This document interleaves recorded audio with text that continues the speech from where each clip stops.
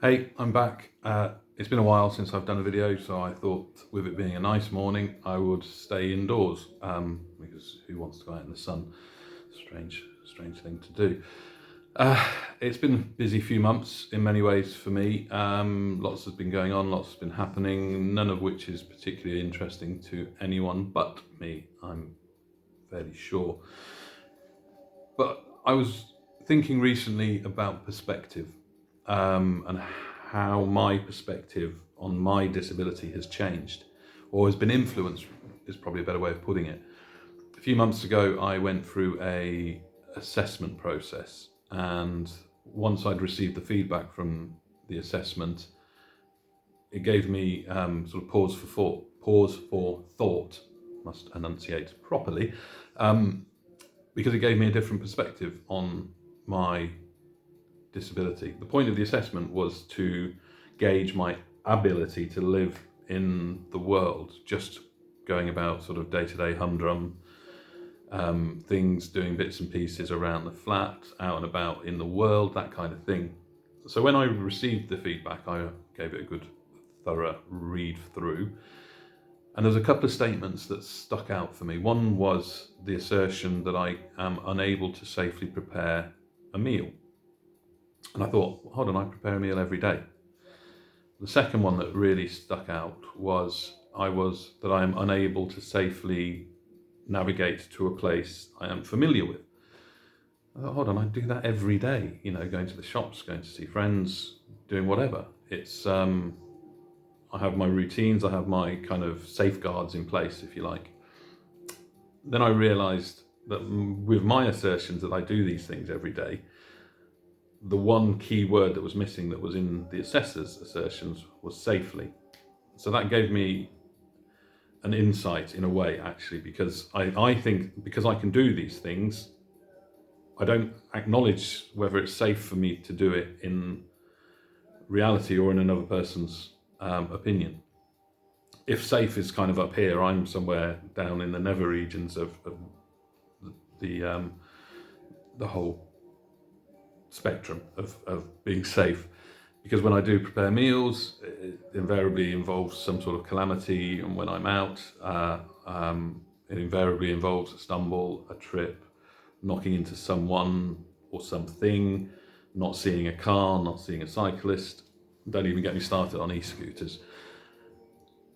So that was quite interesting for me, because it was a kind of a bit of a light bulb moment, in that I think I've been quite greedy about my disability, if that makes any sense.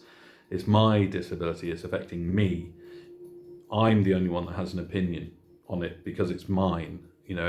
All of my waking day is affected in one way or another.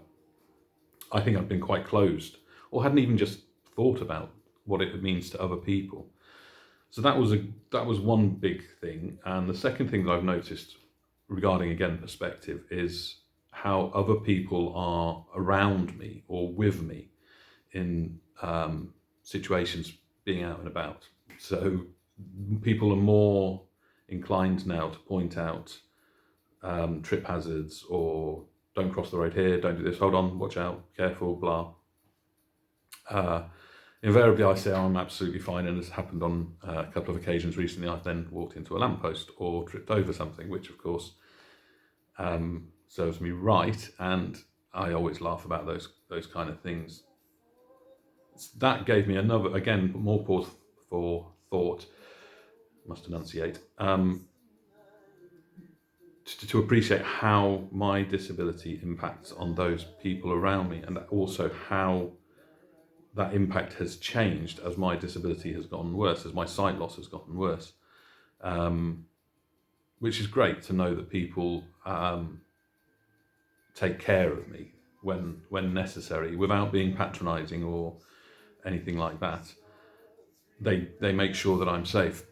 Which was, again, there was another thing that how my disability impacts them has changed, and I love the fact that I have people around me that are willing to go that extra mile without making any fuss, just to do the things that they have to do purely because of my disability, without complaint. It's a lovely thing. It's a lovely feeling to know that you're cared about and cared for. But again, that the impact on them, on those people who have this responsibility, has changed, and I need to start seeing my disability and my sight loss from different perspectives. I think that's it. I think that's the point I'm trying to make. I hope it is. I hope it makes sense. Again, whatever goes on in here doesn't always come out of here. So there we have it. Another rambling monologue on sight loss. I hope you've learned something. I'm going to start doing these again a lot more regularly. I think there was a bit of a breakdown in trying to get things out of my head, because there's so much. I'm trying to sort of concentrate it down to a small video. Is sometimes a bit of a challenge. The brain just whirs and needs to be controlled. Anyway, again, more rambling. Thanks very much for watching. If you have, if you haven't, then you won't see the thank you, and this will mean nothing. That didn't make any sense at all. So thanks, bye.